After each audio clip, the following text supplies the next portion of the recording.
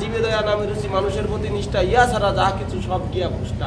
অর্থাৎ মানুষকে দান করতে হবে। কাকে দান করতে হবে? তেল আলা মাথায় তেল দিলে কিন্তু খরচা কম হয়। আর যদি তেল যার নাই মাথায়, তার মাথায় তেল দিতে যাবেন একটু বেশি লাগবে। তাহলে কাকে দিতে হবে? যার হাড়ি চলছে না, গরিব মানুষ, এখনও ফুটপাতে এমন এমন লোক আছে তাদের খাওয়ার জোটে না। দান করো, সেসব মানুষের দান করো। আমার হিসাবে যে মা বাবা মারা গেলে শ্রদ্ধা অনুষ্ঠান করি আমরা, বা অন্য মানুষরা গায়ে শ্রাদ্ধ, আত্মীয় স্বজন নিমন্ত্রণ না করে স্টেশনে কিংবা যারা খাতিবে না, আমি মনে করি তাদের খাওয়ানোটা সবচেয়ে বেটার। যেটা আমার বিচার ঠাকুর বলে গেছে, জীবে দয়া নামে রুচি মানুষের প্রতি নিষ্ঠা। একমাত্র আমার হরিচাঁদ ঠাকুরই বলেছে, নিজে আচরিয়া ধর্ম জীবেরে শিখাও। হরিচাঁদ ঠাকুর কুকুরের উষ্টিষ্ট খেয়েছে, আর কোনো ভগবান আজ অব্দি কোনো কুকুরের উষ্টিষ্ট খায়নি।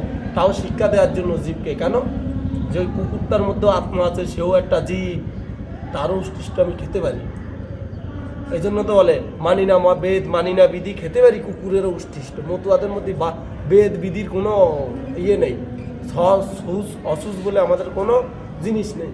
আমরা মানুষ, আর ধর্ম আমাদের একটাই, সনাতন ধর্ম, সূক্ষ্ম সনাতন ধর্ম। শুধু সনাতন ধর্ম না, সূক্ষ্ম সনাতন ধর্ম, যেটা আমার হরিচাঁদ ঠাকুর বলেছে, সূক্ষ্ম সনাতন ধর্ম দিতে হরিচাঁদ অবতীর্ণ হলে না অবনীতে করিবে না হস্ত ধর্ম লইয়ে নিজ নারী, গৃহে বসে গানে বস্ত নাকি ব্রহ্মচারী। রিপু রক্ষা করিবে জীব হত্যার ভয়, কেউ বা পূর্ণ সন্ন্যাসী হয় নিষ্কাম আশ্রম।